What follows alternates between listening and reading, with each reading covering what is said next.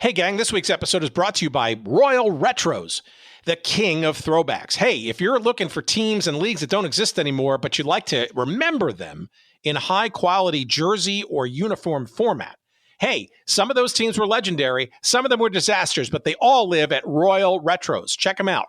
RoyalRetros.com. Use that promo code SEATS for 10% off all of your purchases. Check them out now. And now, check out this episode. Later in the fourth quarter, with the Browns trailing, Graham faded, threw to Jones, who made a sensational shoestring catch on the 38, marking the turning point in the game. And at this crucial stage, one of the special plays taken on for the game by the Browns was uncorked. With the man in motion moving close to the line, the ball was lateral to Colella. Colella cut upfield and went to the 16-yard line for a first down. On the next play, 5 minutes remaining in the game, Otto Graham took the ball, faded back, and passed to Dante Lavelli on the 7. Lavelli ran the remaining distance to score.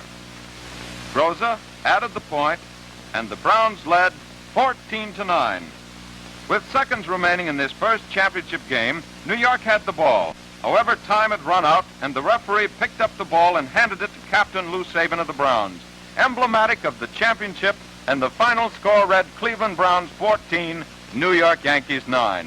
And as the cheering thousands stood to honor the Browns, the players hoisted their great coach on their shoulders and carried him in a triumphant march off the field. And so we come to the end of a great football season in which the Cleveland Browns won the All-America Conference Championship and established many new records in professional football. We look forward to your 1946 favorites of the gridiron will be back. So will be many new stars, all to give you the best show in football. Welcome to Good Seats Still Available, a curious little podcast devoted to exploring what used to be in professional sports. Here's your host, Tim Hanlon. Wow, could you feel the excitement? What a crackling call that was. How are you, everybody? It's Tim Hanlon. It's Good Seats Still Available. It's the curious little podcast that's devoted to what used to be in professional sports. Thanks for finding us. And, well, let's be honest. We're going back to 1946 for that little piece of audio goodness. And that was from an amazing discovery. God, the YouTube is amazing. Of the 1946 highlights of the Cleveland Browns. Yes, the Cleveland Browns of the All-America Football Conference. And that is the topic this week with our return guest. It's been 2017. It was the last time he was on, Ken Crippen, when we were talking about the All-America Football Conference. We have a bunch of other conversations about that in the past. But why is it newly relevant? Well, if you've been under a rock and missed the news, on April 1st, and no, it was no April Fool's joke. This was legit. The National Football League voted, the owners did, to incorporate all of the old All-America Football Conference statistics. And that's a big deal because, in essence, what the NFL has now done, courtesy of the owners' vote earlier this month, or actually last month now, was to essentially give credence and official status to the 4 or 5 years of 46, 79, 4 years, 4 seasons of the this AAFC All-America Football Conference, which was merged into the NFL in 1950. And probably the biggest beneficiary of this incorporation of these stats, and we'll talk about it with Ken in a few minutes, were those Cleveland Browns, the original version thereof. Now, I'm not going to get into the retroactive continuity thing with the current franchise that came from that came about because the Browns originally left and went to Baltimore and became all that stuff. I'm not going to get into that. But the true essence, the true beginning of this franchise was with this Challenger League that started up in 1946, ran for 4 years. And the Browns, as you probably know by now, won every single stinking one of those championships in that league. So they're the team that's going to benefit the most. You're going to see Paul Brown, the legendary Paul Brown, move up the charts in terms of wins, and a lot of the players on that team, the Byron Motleys of the world, and a whole bunch of other players, Otto Graham and Lou Groza, and the Y.A. Tittle, even all these players, a whole bunch that were in the Pro Football Hall of Fame are now going to actually see their data strengthened now that they're part of the official statistics of the NFL, and that's the topic du jour as we get into it with Ken. Now, again, he's been here before in 2017. We kind of dug deep into the All-America Football Conference, and we've tasted a lot of other nibbles of this story. For example, Gary Webster, back in our episode number 111, we were talking about that 4 years that the Browns played in the league that didn't exist. That was the title of his book. The Browns was also a conversation in our episode number 97 with Andy Piasek. And it's the AAFC is a fascinating thing because this was a big time league with big time money behind it. And it gave the NFL a real kick in the can in terms of challenging supremacy for pro football. And you have to remember that coming out of World War II, 1946, the NFL was lucky to still be alive. They were limping through. They had merged a couple of teams. Talked about that too in previous episodes, like the Steagles, for example. The notion that there was now a challenger for this thing really was evidence that that there was something to this professional football thing, that maybe college football was not going to be the end all and be all for football in this country. But 8 teams suited up for the AAFC, including the Browns, the San Francisco 49ers, and the original Baltimore Colts, with 5 other teams. But those 3 were the ones that made the jump into the NFL circa 1950. The original Baltimore Colts essentially stumbled and then were replaced by another Baltimore Colts team in the NFL later. But we digress. This conversation is going to be about the story about the merging of these statistics. And Ken's got a pretty interesting dynamic here. He's arguably probably the most well-versed and knowledgeable historian on the history of the AAFC. He literally wrote the book on the subject. The All-America Football Conference is the name of the book. Players, coaches, records, games, and awards.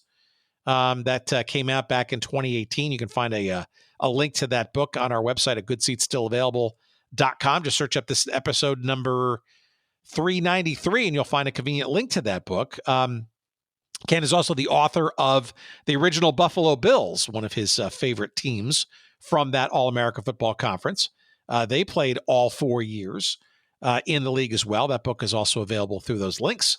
The reality is that Ken was sort of on the inside of some of this stuff. You're going to hear some intriguing, almost furtive events that led up to the statistics from the AAFC actually being rescued. There's a dumpster involved, and people finding where this data was and stealing it away and making sure that people didn't destroy it or set it ablaze. The fact that those records, a lot of those records, most of those records, not fully, but just about full, were rescued at the proper time and held in abeyance until finally the NFL saw the wisdom. And those original notes and stats and all those kinds of things become extremely valuable now that the NFL has voted to bring in the AAFC stats into the annals of pro football history and lore. And my goodness, that's perfect for our little conversation here this week. Let's get into it now. Let's welcome back, after a multi-year absence, the one, the only Ken Crippen. We're going to reset the table about the AAFC, why it was so important, what was going on in all of this, and why these statistics, the players and the coaches and the teams involved deserve the raise, shall we say, into the full embrace of the National Football League. Here's our conversation that we had just a couple of weeks back. Please, as always, enjoy.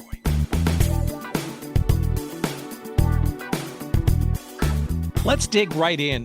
First of all, for our audience who did not listen to, and of course, they're going to, when they're finished with this conversation, dial back to 2018 when we first chatted about the All-American Football Conference. And if they're looking for a primer about the goodness that was that league, no better episode than that. Although we had some Cleveland Browns conversations and some other ones too from other folks too. But have a little bit of background about you and your prowess and your area of expertise, which is a lot of pro football history.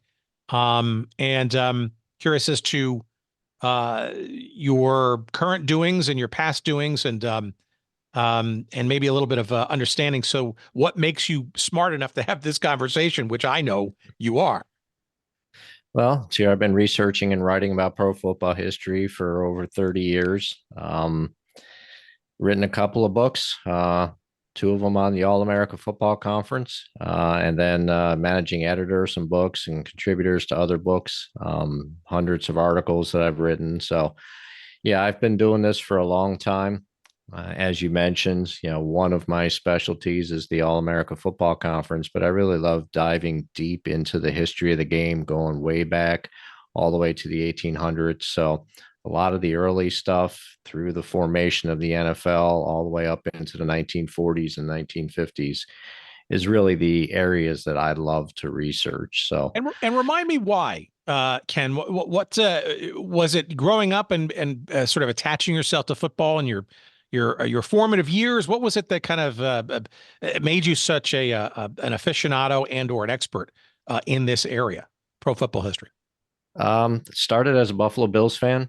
So I just wanted to learn more about the history of the team. So I started diving farther and farther back into history, saw that there was a Buffalo team in the All-America Football Conference, also called the Buffalo Bills. Then I realized that there was Buffalo teams in the NFL in the 1920s, and I just kept digging. And the more I was digging, the more I became passionate about the subject and just wanted to absorb as much as I possibly could. So, yeah, just starting off as a football fan, a Buffalo Bills fan, and just diving deeper and deeper into the football history, and it grew from there. Well, did you ever imagine that history would continue to kind of generate reasons for you to be on silly podcasts like this and other kind of stuff, right? Do you think that some of this stuff is long done and who's going to care about it, and the decades roll on and original people are not from the league anymore around to talk to? But here we are standing at the precipice. We're recording this about 2 weeks after the NFL said that they were going to incorporate the league records from the AAFC. Before we get into some of the mechanics of that, how about a little bit of background, kind of little cliff notes for those uninitiated, and there will be a few in this conversation, about what this AAFC was all about. Its founding, this was circa 1944. Maybe a little bit of background about sort of the dynamics about what was going on at the time and why it was even created in the first place. Well, going through the war years for the NFL, it was pretty difficult for them. I mean, we saw some teams merging. Pittsburgh and Philadelphia merged for a little bit. Pittsburgh and the Cardinals, they merged for a little bit just to try to stay viable. But even with all of the players being shipped overseas, there were lots of leagues that tried to form during that time. So you had maybe 5 or 6 that were trying to form. But really, the All-America Football Conference is the only one that had any staying power. So they were a rival to the NFL, like you said, starting in 1944 is when they were really putting things together. And then 1946 was their first season. But you noticed that 3 of the teams that were part of the All-America Football Conference from the beginning, Buffalo, Los Angeles, and San Francisco, they all tried to get into, decided he wanted to form his own league, and he already had a few franchises lined up for it. So as soon as he saw that those 3 franchises were rejected by the NFL, he immediately snapped them up. So now you had the Los Angeles Dons, the San Francisco 49ers, and the Buffalo Bisons that first year, and then they changed their name to the Buffalo Bills in 1947. So that's really how it got started. And they really wanted to try to peacefully coexist with the NFL, but the NFL had no intentions of doing that. They just wanted to destroy the All-America Football Conference. What a quaint So notion, by the way. And by the way, it's no different than today to any other challenger leagues that have sort of come and gone in the NFL's purview. exactly. I mean, the NFL always looks at any rival league as something that needs to be taken out in order to maintain viability of the NFL. I mean, you look at the rivals over history: 1926 AFL, the 1946 to 1949 All-American Football Conference, the American Football League in the 1960s. Any of these leagues that came out almost destroyed the NFL, especially when you're looking at the 1926 AFL and the AAFC. They pretty much bankrupted themselves, not only the rival leagues, but the NFL itself almost went bankrupt. So they saw that this competition was going to be too much for them, and they just wanted to get rid of them as quickly as possible. But in the case of the All-American Football Conference, they just couldn't get rid of them. The attendance in the All-American Football Conference was rivaled with the NFL. The players, lots of people were jumping from the NFL over to the All-American Football Conference and vice versa. And really, they were equals to each other. And I've interviewed a lot of players that played in both the All-American Football Conference and the NFL. And every single one of them said that the talent was just as good in the All-American Football Conference as was in the NFL. There was just only one player that had mentioned that, okay, well, yeah, the talent was about the same, but if you take a look at the worst teams in the All-American Football Conference, they were worse than the worst teams in the NFL. But then he followed it up immediately and said, well, but the best teams in the All-American Football Conference were better than the best teams in the NFL. So you can definitely say that they were in equal with the NFL. And when they finally merged with each other in 1950, you could see the Cleveland Browns came in and did really well. So I imagine we'll be talking about that in a little bit. Oh, for sure. And before we do that, though, wasn't there also, though, around this time when the AAFC and Arch Ward were trying to put this together, weren't there a few other entities also trying to establish a challenger league kind of set up to the NFL too around this time, 44? Yeah, I mean, you had multiple versions of the American Football League.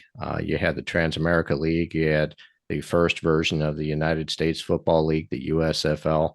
So they were all trying to vie at that time. You had the Pacific Coast Football League. You had a few others here or there, but none of them really were able to survive. It was only the All-American Football Conference that was able to survive around that time.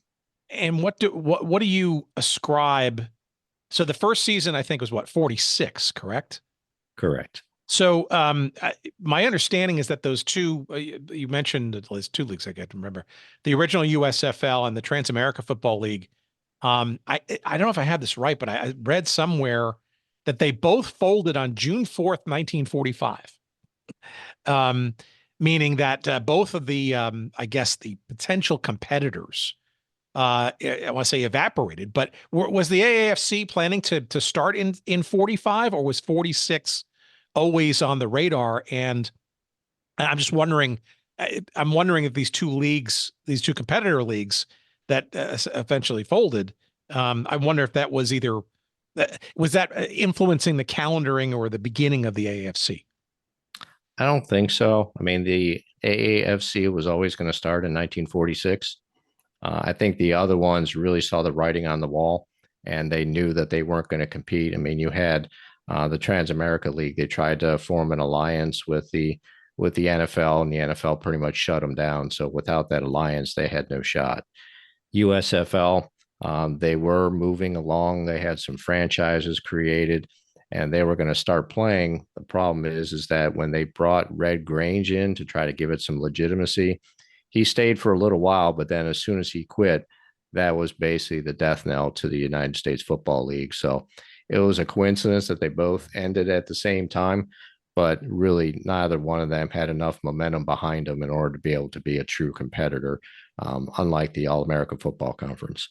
See, it's really interesting because the AAFC went to major markets and in many cases actually was competitive, were an alternative, if you will, to what was happening in the NFL. I think it's also interesting too in that the NFL at the time, 1946, right, had 10 teams, And the AAFC was now showing up with 8 new teams. So in essence, the AAFC was essentially doubling the size of professional football in the United States. So what a time, I guess, to be a pro football fan, especially if you happen to live in places like New York or Chicago. Hell, Chicago, you'd actually had 3 teams to choose from between Right. the Bears, the Cardinals, and the Rockets of the AAFC.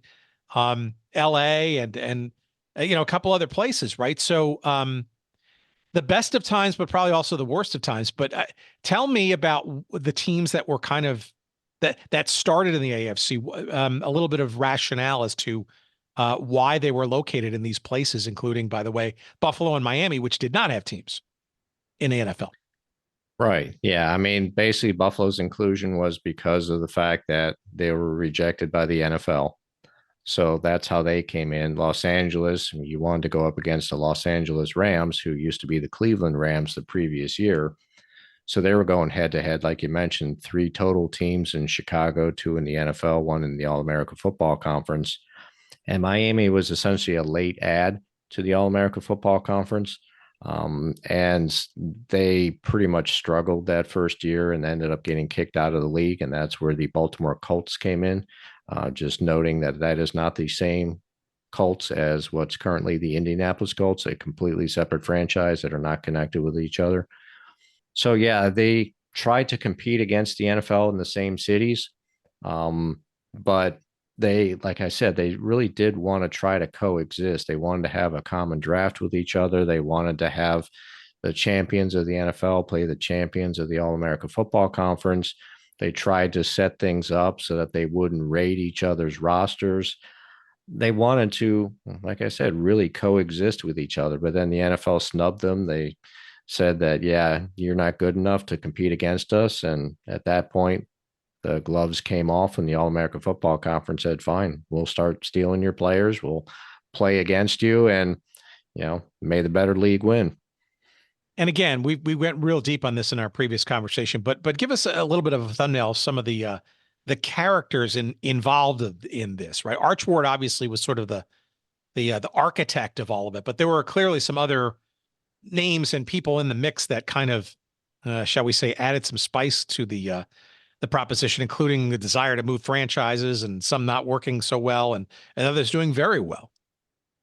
Yeah, I mean, you had people like Dan Topping, who actually had an NFL franchise, and they say it's a transfer, but it really isn't a transfer over to the All America Football Conference. Essentially, what he did was he had to give up his franchise in the NFL, and then he went over to the All America Football Conference and essentially signed all the same players again. So it's pretty much, a transfer over to the All America Football Conference. But then, you've got Bing Crosby, Don Amici. They're part of the Los Angeles Dons franchise. So obviously people that are well known within the entertainment circles. You got Mickey McBride, who, was running the Cleveland Browns at the time, bringing in Paul Brown, one of the best coaches at the time in the college ranks, and did very well at Great Lakes Naval Training Center. So you've got a lot of people, and then you're bringing in, name players. They're trying to sign like Angelo Bertelli. There's you got Frankie Albert out in San Francisco. You've got Otto Graham and Marion Motley and Bill Willis and a ton of people that are coming in that were named players. And especially when you take a look at it too, is in 1946, this is when players are starting to come back after serving overseas. So some are filtering over to the NFL, some are filtering over to the All America Football Conference. So I think people were really looking for additional avenues for entertainment. And because the All America Football Conference was putting out quality talent, and you take a look at it, just on the Cleveland Browns themselves, they had 17 future Hall of Famers. And that's not including the All America Football Conference statistics, which I know we're going to talk about in a little bit. That is just the time that they played in the NFL. They were that good. And you've got additional Hall of Famers from some of the other franchises. So you've got a lot of great players playing in this league, getting a lot of attention in the same cities that the NFL was in. And, it really became a good show.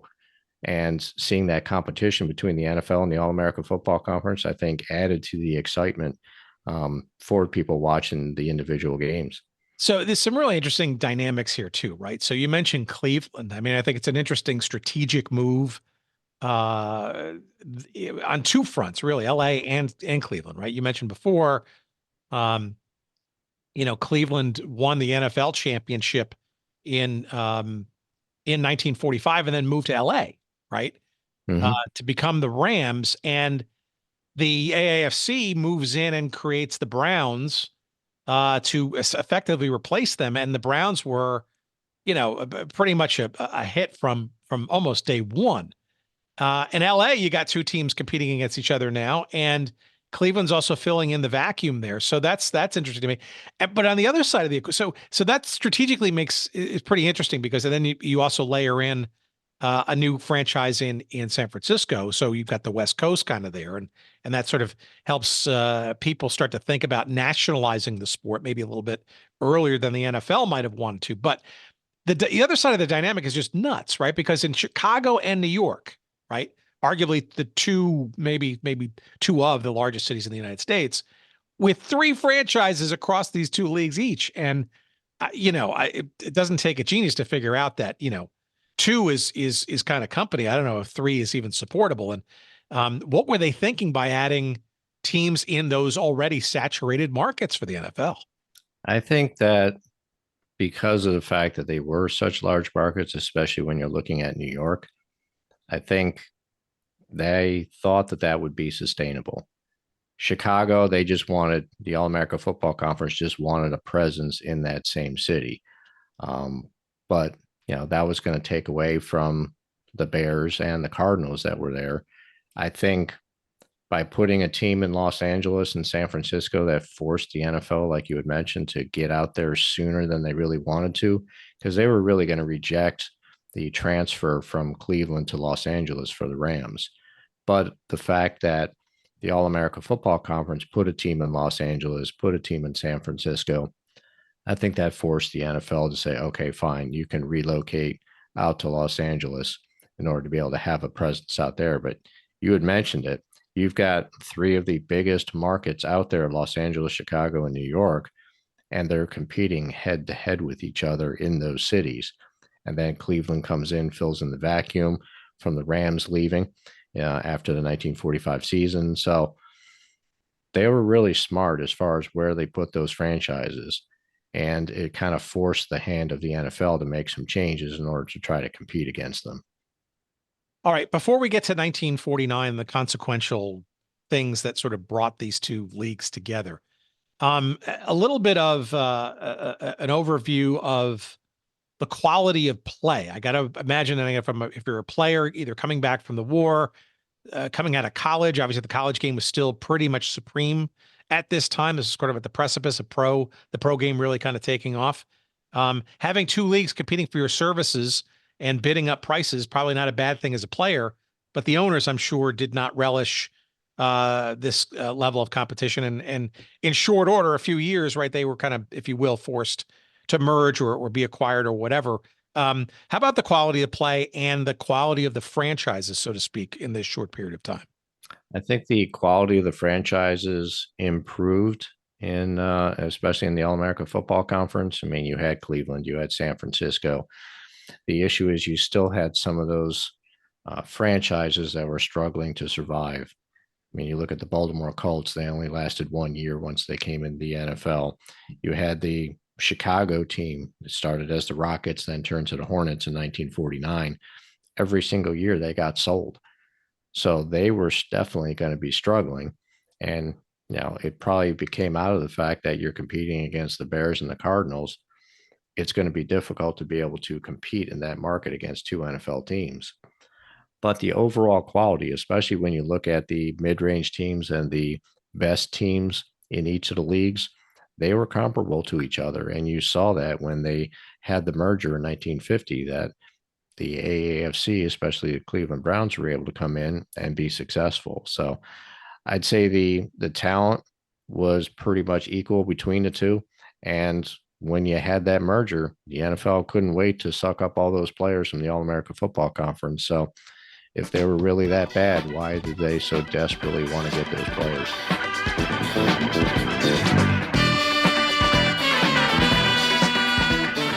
All right, what's this? Royal Retros. All right, longtime fans of this show may remember a little site that we used to promote the heck out of called 503 Sports. Well, not only are they still around, they are now known as Royal Retros. RoyalRetros.com, the king of throwbacks. And like the name implies, the highest quality jerseys and hats and apparel and all kinds of stuff related to various teams and leagues and situations that we love to obsess about here on this show. And I'm talking about getting jerseys with your name and number on the back of them, customized to your liking for the WHA or old NHL hockey teams that may not exist anymore. Perhaps it's a Federal League team from way back or a Negro League team. Maybe you're just enamored with the various football leagues of the past, like the Arena League or the All-American Football Conference or the original UFL, United Football League. Yes, you can get all of those teams in all kinds of colors, away jerseys, home jerseys. You want to put your name on them. You want to make sure you got the official patch on the side. All of those things and more at RoyalRetros.com. And I'm not kidding, friends. You go there, you want to find that Cleveland Barons jersey to wear and show. Hey, you're maybe a Colorado Avalanche fan and you want to represent the Quebec Nordiques from where they came in the arena to show your heritage and your love and knowledge of the history of that franchise. You can do that and more. And I'm talking across football and basketball and baseball and hockey and you name it. All kinds of great stuff for you to find and buy and purchase and wear proudly from Royal Retros. That's RoyalRetros.com. And of course, we have a promo code for you. We want to save you money from all these great things. And here's that code. It's SEATS, SEATS, promo code SEATS for all of your purchases at RoyalRetros.com. Check them out. You'll be glad you did. We love them. And our friend Destin Alameda there out in Portland, Oregon, we appreciate his and their sponsorship of this show. And now, back to our conversation.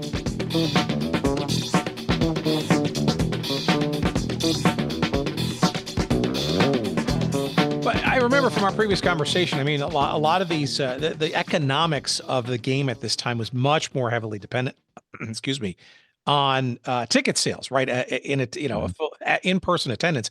Media rights weren't really a thing per se, certainly not a contributive revenue stream of any significance. But if I remember correctly, a lot of the teams or the AAFC generally not only competed pretty well at the gate versus the NFL, but in a bunch of cases actually did even superior on any given day.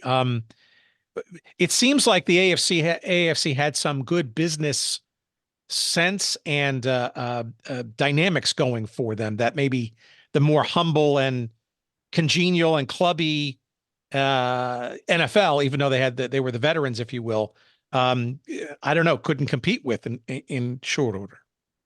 Yeah, I mean, the owners in the All-America Football Conference were experienced business people, so they knew how to run a business. Even if they didn't have as much sports experience, they knew how to run a business. And when it comes down to it, if you've got good football people there, then you need to have those business people to be able to run the operation side of any franchise. As you said, it's mostly about the gate receipts. Television really didn't become a thing until you start getting into the late 50s and into the 1960s. So that's not where you're getting your revenue. The revenue is from the gate sales. And like you had mentioned, the attendance was at least as good, if not better, in the All-America Football Conference compared to the NFL. So they were able to bring in some money, but it still wasn't enough to be able to compete because those salaries kept going up because you've got two leagues fighting against each other for those players. Salaries are going to go up, which means that your overall profits are going to go down. And when those leagues were getting ready to merge, there were several franchises on the verge of bankruptcy. So they had no choice. They had to be able to merge together or do something in order to try to stay viable. All right. And then let's do our one last sort of historical thumbnail here is the merger, quote unquote, itself. Maybe a little bit of background and the mechanics of sort of what really happened and maybe who needed who more in 1949. what was sort of the backdrop for why it happened then finally? I think it's because you had multiple franchises that were going to go bankrupt, so they had to do it, and they started in 1949, maybe a little bit into late 1948, but really 1949 is when they started having the secret merger talks in order to figure out what are they going to do to make sure that they were able to stay viable. So then they kept going back and forth as far as, okay, how many teams from the All-America Football Conference are going to get absorbed into the NFL? What are the teams that are going to come in? So there's a lot of back and forth on that. So it was pretty much determined that it was going to be Cleveland and San Francisco coming in. And then the last team, they were talking about the Baltimore Colts, but George Preston Marshall, who's owning the Washington team at the time, said absolutely not. They're coming into my territory. I definitely don't want that. Well, they were able to give him some additional funding. I think it was $50,000 or $75,000, and then all of a sudden he said, "Sure, they can come in." So adding a little more to his wallet was enough to allow that to happen. So it ended up being the Cleveland Browns, San Francisco 49ers, and Baltimore Colts. But then there was the Buffalo Bills too that tried to come into the league. They had a few issues. One is their owner was no longer going to run the franchise, so they kind of had a Green Bay Packers model where it was public, was trying to, get the team into the league. That wasn't successful for a multitude of reasons. They tried to throw out things like the weather was worse in Buffalo, and then Buffalo came back and said, well, if you look at Green Bay and New York City, the weather is actually worse. It's colder. There's more snow, things like that. So they pretty much, Buffalo, shot down all of the arguments going against having a franchise in Buffalo in the NFL.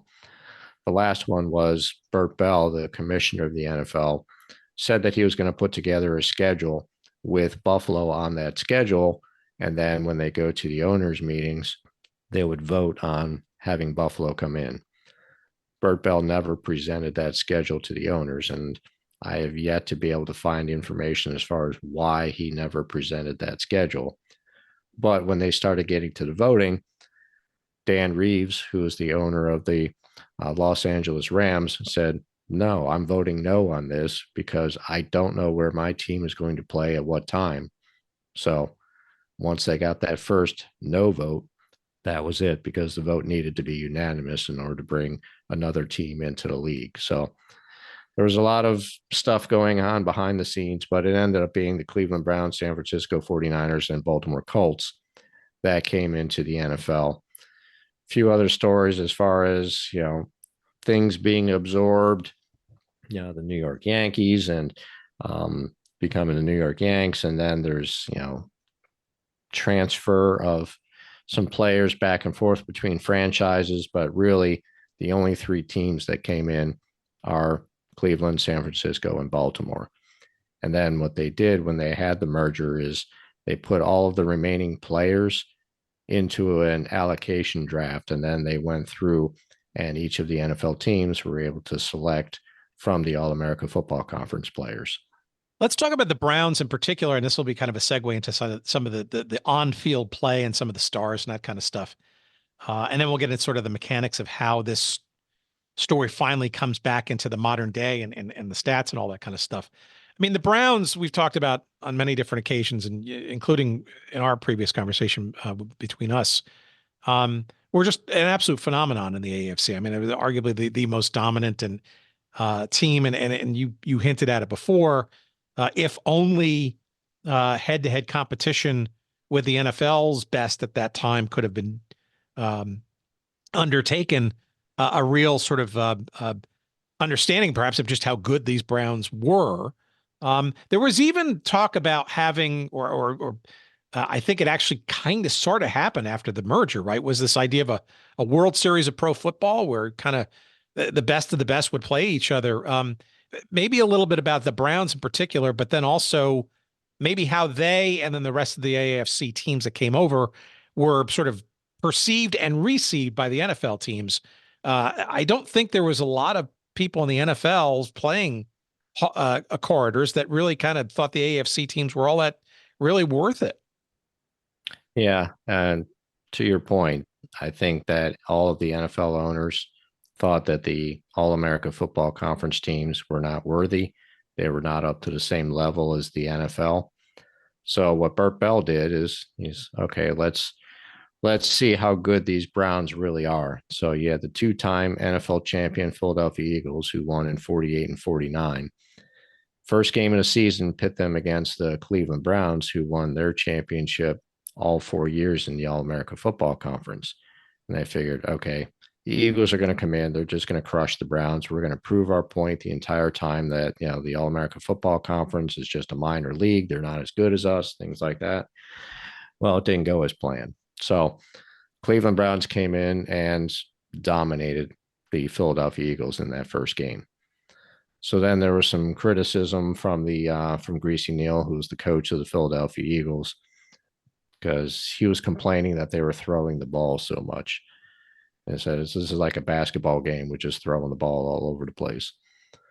So the Browns came in the rematch in December of that year. And if you look at the box scores, not a single pass was thrown by the Cleveland Browns, and the Cleveland Browns still won. Now, there really was a pass thrown, but it was negated by a penalty. So statistically, it wasn't an actual pass, but they did try to throw it once. But to the point is they ran the ball the entire game and they still won. So it showed that the Cleveland Browns, even after that, they went on to win the championship that year, that the Cleveland Browns were as good as everybody thought that they were going to be. At least not what the NFL thought, but everybody else knew that the Cleveland Browns were just a dominating team, and they proved it, now winning their 5th straight championship if you include both leagues. So ultimately, it was a good thing, right? History sort of shows that that is probably prudent time for this sort of solidification to start to happen, because obviously you mentioned earlier the 1950s. It's when sort of television started to kind of nibble around, and then the 1960s with the AFL challenging again and stuff. So pro football really started to enter, its sort of growth phase, and if you will, baseball as national pastime challenging phase. I would argue today it's perhaps maybe more, NFL is probably more popular than all the sports that are out there, right? So let's get into maybe some of the, not only the quality of play, but I guess this sort of consternation around these 5 years or so of the AAFC's existence, both the teams that made it over the hump to the NFL as well as those that came and dissipated. When does the researcher and historian crowd, Hall of Fame folks too, start to kind of agitate a little bit more forceful for some kind of either recognition of these years, especially the Browns? I think probably maybe the Browns, maybe if I'm going to project here, were the Browns kind of the largest reason for maybe keeping this idea of somehow incorporating their legacy and the rest of the leagues into the NFL's over time? And why does it all of a sudden sort of pop up on the NFL owner's schedule this year versus, say, 10, 20, 30 years ago, maybe when it was a little bit more, I don't know, closer to when it happened? Yeah, I would say that people have always, at least to some degree, wanted the All-America Football Conference stats included. And I think you really saw a little more of a push when the AFL merged with the NFL, that they saw the AFL statistics being brought into the NFL. So they're saying, well, why not the All-America Football Conference as well? Especially, like you said, you've still got 2 franchises that were in existence, the Cleveland Browns and the San Francisco 49ers. They should be included in the stats, even if you didn't include the others, but you should bring the entire league in just like you did with the AFL. So I think it's always been that way, that people have pushed for it. It's just, it hasn't been as vocal because it really wasn't getting a lot of attention. But This year, the reason why it happened is it's the 75th anniversary of the merger between the All-American Football Conference and the NFL. So I think that's what kind of pushed it because of that anniversary. And the reason why, at least this was the public reason why the NFL never accepted the statistics, is that they said the score sheets, the official score sheets from the All-American Football Conference, were never turned over to the NFL. Therefore, they don't have anything to validate the statistics from that conference, and so we're not going to accept them. So over the years, I can't remember how long it was ago, but myself, Joe Horgan over at the Hall of Fame, and Pete Palmer, a noted historian, we purchased the official score sheets from the guy that pulled them out of the dumpster. So when the All-American Football Conference folded, they just threw everything into a dumpster. Where was this dumpster? How did you find out about it? And how were you able to sort of save it and rescue it? Like, you got the information to know that. Yeah, well, this guy, I think, worked for the All-American Football Conference. And so this dumpster was right outside their offices, their main offices. And so he went into the dumpster and pulled these score sheets out of the dumpster and saved them because he knew that they were important. Well, I don't know, it was probably 15 years ago, maybe a little more. Pete Palmer was able to reach out to this person and convince him to sell the score sheets to us. And so I've got a copy, Pete's got a copy, and then Joe Horgan gave a copy to the Hall of Fame. So we had the only known score sheets in existence. So I'm sorry. This was one of the reasons why the NFL was hesitant to even broach the idea, is because of their thinking that these records didn't exist. Right. Now, the caveat to purchasing the score sheets is that not all of the games existed within the score sheets that we purchased. So some of them got lost to time, whether they're still sitting in the dumpster, they never got thrown in the dumpster, whatever the case may be. How many games would you say percentage-wise were not accounted for? I would say you're talking like 15 games, maybe 20. Couple hundred. Yeah, of a couple hundred. Yeah. So most of them were there, but not all of them were there. So still, because there are holes in there, the NFL wasn't accepting that. But what changed this year is, behind the scenes, there was some efforts to try to get those existing or those missing score sheets. One person had mentioned that he has those score sheets. I have not seen those. I don't know if they're authentic or not, or if they're recreations. I couldn't tell you that. But the NFL now says that, okay, in 1949, or at least after the 1949 season, the All-America Football Conference published their record book, which has got all of the statistics in it and everything associated with the All-America Football Conference.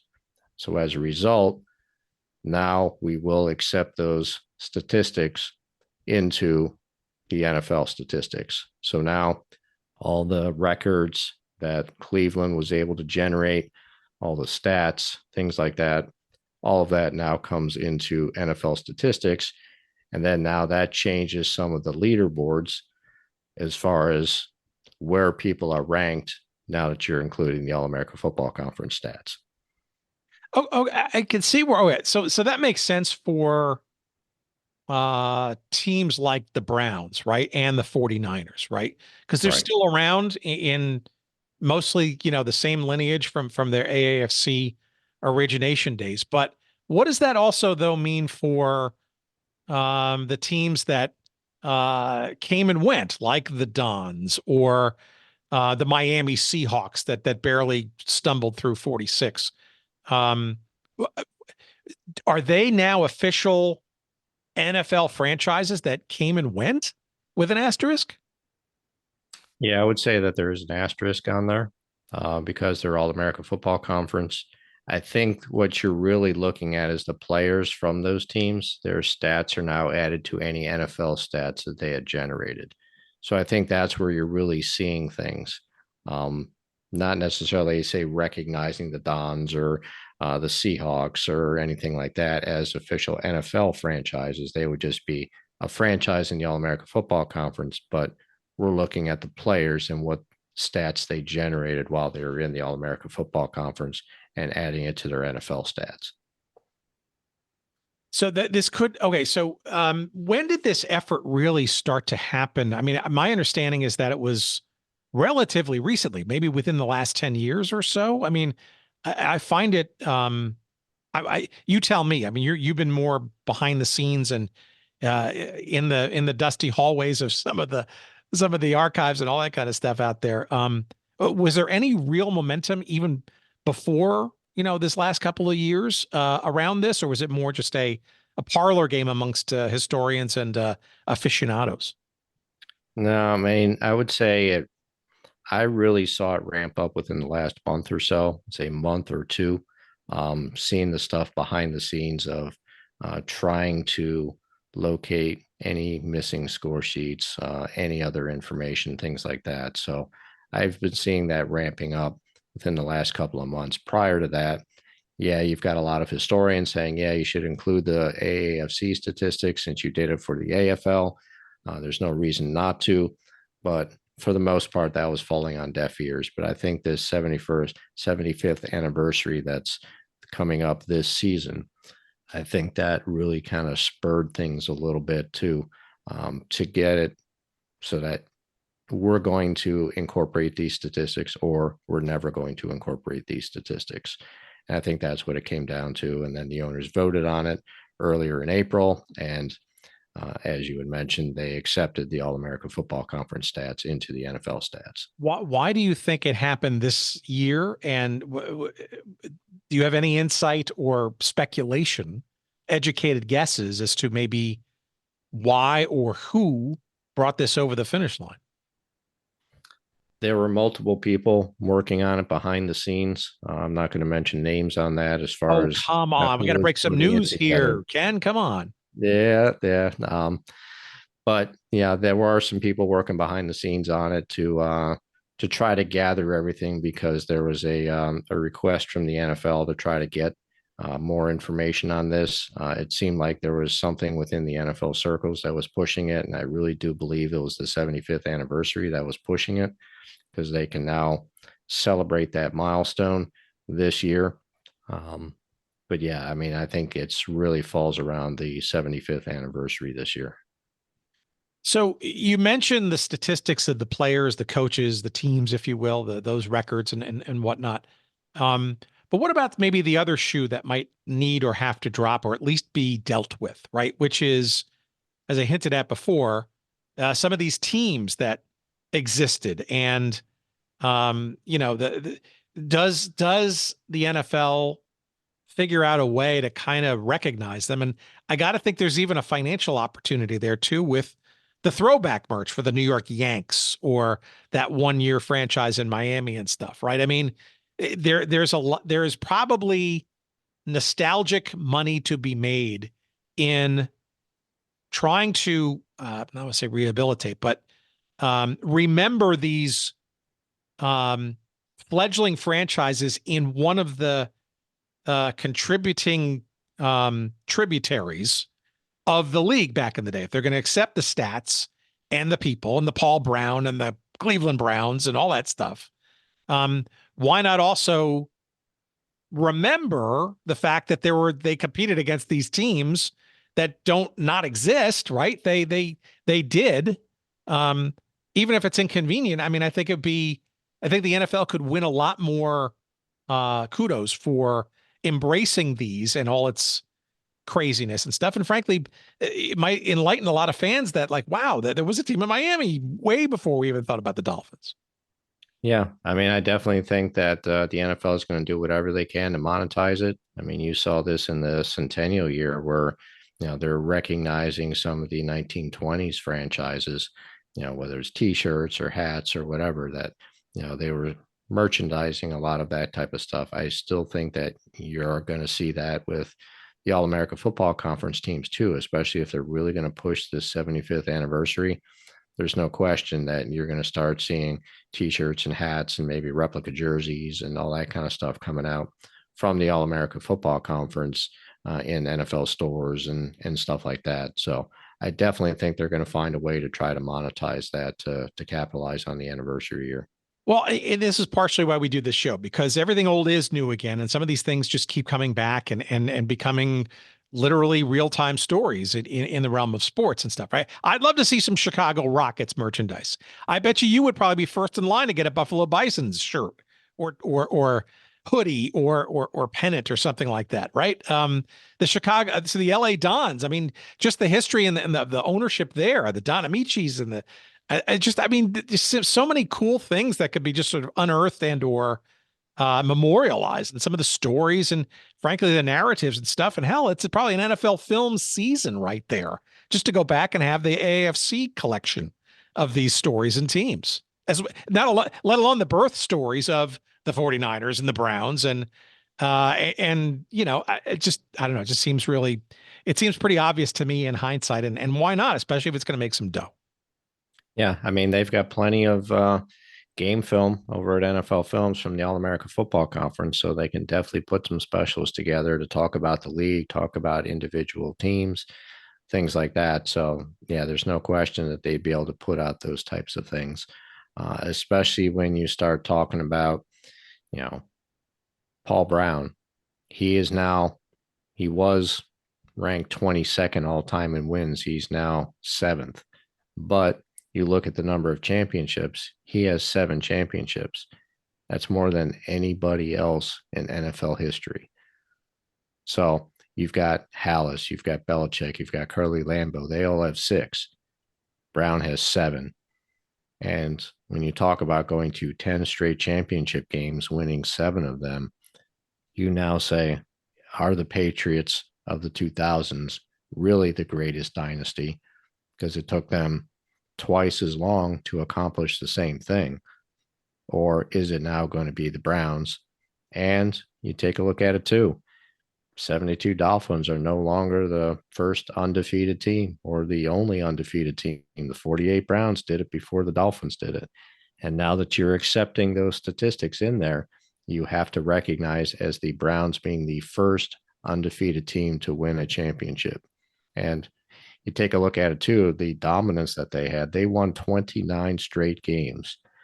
So they lost one game in 1947, won a championship, went all the way through 1948, winning the championship, and then going into 1949, losing a game and winning the championship. Tell me that's not absolute domination. Well, I gotta think too that the Pro Football Hall of Fame, right, has to also go back and add these teams, perhaps even, or just update them somehow.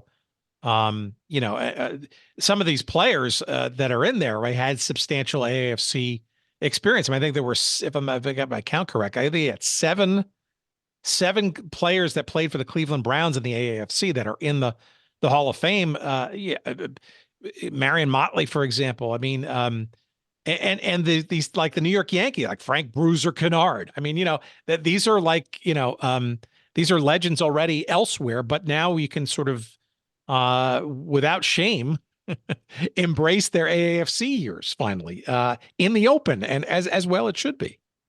Yeah. Yeah. I mean, there's a ton of people that played in the All-America Football Conference, like you said, that went into the Pro Football Hall of Fame. This is now going to add even more to their Hall of Fame resume. And as well it should, because it was not a minor league. It was a major league that was a major competitor to the NFL. And so you need to recognize their accomplishments in the All-America Football Conference. All right, to wrap up, give me a sense of, is there anything that you think still might be missing in this newfound embrace of the stats? And also, when does this quote unquote officially happen? Like, is there a switch that gets turned on somewhere? Is there an official incorporation of these statistics? Is there a ceremony to this, or you know, is it just being taken on faith that the incorporation of these statistics and the like is going to happen? I think it's going to happen when they publish the next record and fact book for the NFL. At that point, they'll incorporate everything in there. Every other source, if you look at online encyclopedias and things like that, they've already incorporated that type of information. But I think for it to be official in the NFL, it's when the record and fact book comes out. So I see it happening at that time. I doubt there's going to be any sort of ceremony. I do think, though, they are going to have some sort of celebration of the 75th anniversary of the Browns coming into the NFL. So I think that's really going to be the only true ceremony that you're going to see from the NFL. Otherwise, it's just going to be slipped into the record and fact book, and they move on with their day. Is there anything you think is missing from the process? Do you think? What about attendance statistics, or did they miss things, or did they specifically say that they were not going to incorporate certain aspects of the history, or in your mind, from the historian crowd, stuff that you'd like to see in addition to what they've announced as "quote unquote" stats incorporation?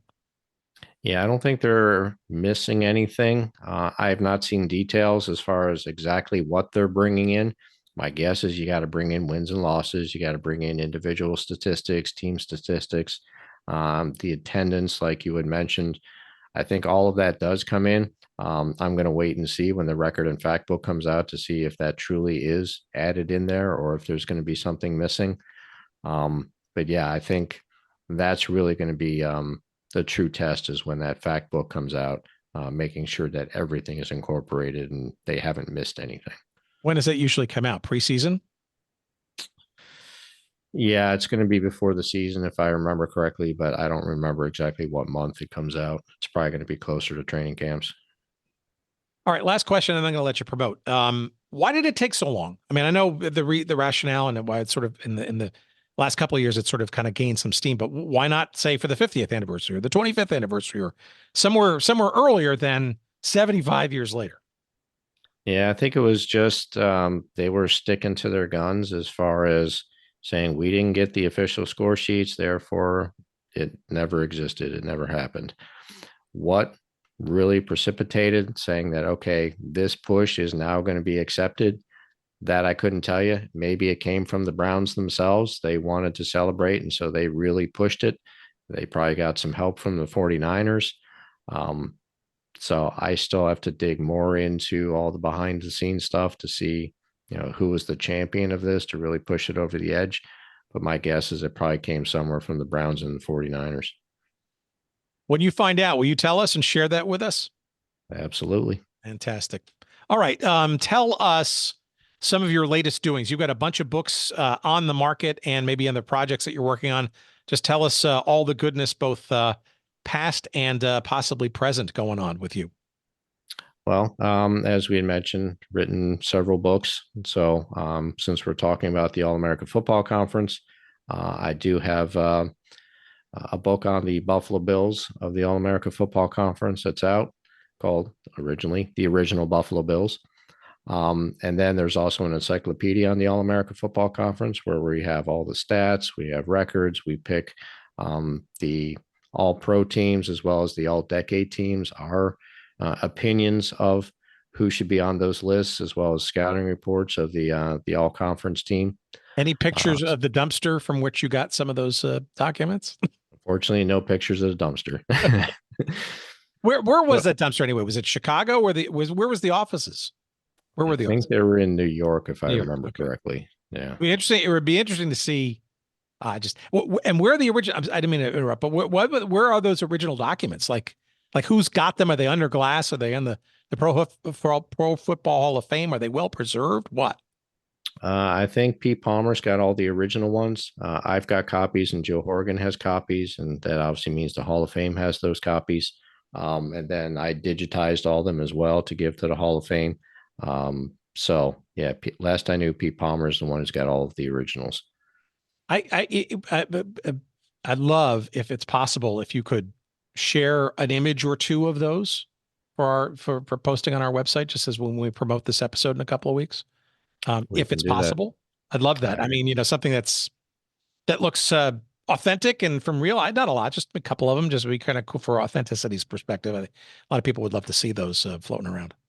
I'll see if I can pick one out that's got drive charts and stuff in there too. So. Thank you. That'd be awesome. Sure. Okay, so the original Buffalo Bills, the encyclopedia of the AAFC. You got a couple more too, right? Yeah. Contributed to a book on the 66 Packers. I've got another one that's coming out soon on the 1964 Buffalo Bills. Then my first book was Turmoil versus Triumph. It was the history of the Syracuse Athletic Association They played from 1890 to 1900. So if you're looking for some early football history, this is something that you'd want to pick up as well. So those are the books. Big thing I want to talk about is the something new since we last talked is the Football Learning Academy. So I started that. It's an online school teaching pro football history. And what we want to do is be able to put today's game into historical context, but we also want to have a platform to be able to help raise money for retired players in need. I've been interviewing hundreds of players for decades now, and you hear all the stories of all the medical issues that they're facing, and I want to do whatever I can to give back to them the way they've given to me, and helping me out with interviews, getting in touch with teammates of theirs, things like that. So a portion of all the proceeds that we raise at the Football Learning Academy go to help those retired players in need. I'm on the Hall of Fame's Blue Ribbon Committee for Contributors. So that's something I started last year. I'm a voting member of that. So when you see the contributor candidate finalist come out, that goes to the main committee. I'm one of the voting members on that committee to get that. At the FLA, we've got a podcast as well. I've interviewed Hall of Famers like Brian Urlacher, Ron Mix, John Hanna. We've had Chris Berman of ESPN, former head coach Mark Trestman. They're all guests on that podcast. So we had a lot of great people that we're talking to. Got a lot of great classes at the Football Learning Academy. For those interested in the All-America Football Conference, I have a class on the Buffalo Bills of the All-America Football Conference. A lot of it based on the book that I wrote, but there's also some new information, some additional information in there. So definitely check out that class. And then historical scouting reports. Basically, we're doing film study of a lot of old-time players, and we go back to the late 1920s on that. And then we have interviews with people like Hall of Famers Ron Wolf and Ron Mix. George Kuntz is in there. Basically, Ron Wolf's interview was, how do you create a franchise from the ground up? When we're talking with George Kuntz, Ron Mix, it's how to play those specific positions during the era that they played. And, we're talking about Ron Mix, going up against Deacon Jones. He talked about how he went up against him, as well as techniques on how he played his position. Same with George Kuntz, and got a lot of other interviews in there. And then just in general, lots of classes on the history of the game, lots of interviews with people, a lot of trailblazer interviews, especially female trailblazers. We've got the first Black quarterbacks class there, and we've got an exclusive interview with Marlon Briscoe before he had passed away, talking about his historic career. So there's a lot over there for people who love the history of the game. So I say check it out. Website is www.football-learning-academy.com. All of our social media links are there. All the podcast episodes are there. All the classes are there. We've got a blog. So all that stuff, just go into that website. You'll be able to access it.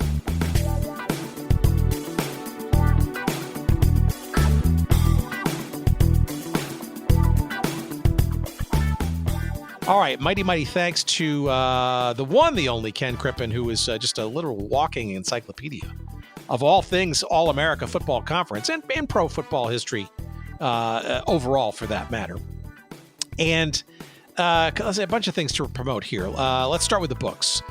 Ken's got a whole bunch of them, and we're going to highlight two of them that are germane to this particular episode. And of course, you can get either or both of these books at our website at goodseatsstillavailable.com. Search up this episode numbered 393, and you'll find a couple of convenient links to our pals at Amazon to get a couple of referral shekels for us to keep our lights on for one or both of these books. One is, of course, the All-America Football Conference book, Players, Coaches, Records, Games, and Awards. It's pretty much the comprehensive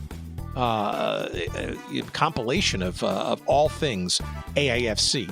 That's available in paperback version from Amazon. And the original Buffalo Bills book, A History of All-America Football Conference Team, 1946 to 49. That is available in both paperback and Kindle versions. Again, from Amazon. Of course, you can get the paperbacks wherever good books are found. But again, go to our website, search up this episode 393 and click through, and we'll get some referral love, and we appreciate that very much. I think Ken would also appreciate you checking out his interview-rich and information-packed temple to sports history. It's called the Football Learning Academy. The website is www.football-learning-academy.com. Don't forget those dashes. www.football-learning-academy.com. You can call them hyphens, dashes, same thing. Just make sure you put them in there. All kinds of stuff. There's a podcast in there, and courses and all kinds of stuff that's devoted to professional sports, professional football. Yeah, professional football history, a labor of love, and then some by our guest this week, Ken Crippen. Thank you, of course, to Jerry Payne for his audio excellence this week. When you're online, check out not only our website, but our various socials. You'll find us at goodseatsstillavailable.com. That's the website. You'll also find us on Blue Sky, where we're probably the most active, at goodseatsstillavailable.com. Follow us on X for the time being. We're at Good Seats Still. And all of our other sites or socials are, including YouTube, by the way, where we also stream and post these shows too for convenience. Those handles are generally Good Seats Still Available, all one word. Email, of course, by all means, send us a little note of encouragement. We don't mind. It's hello@goodseatsstillavailable.com. All right. I appreciate your listening as always. Thank you so much. And take care. Love you. Mean it. Bye.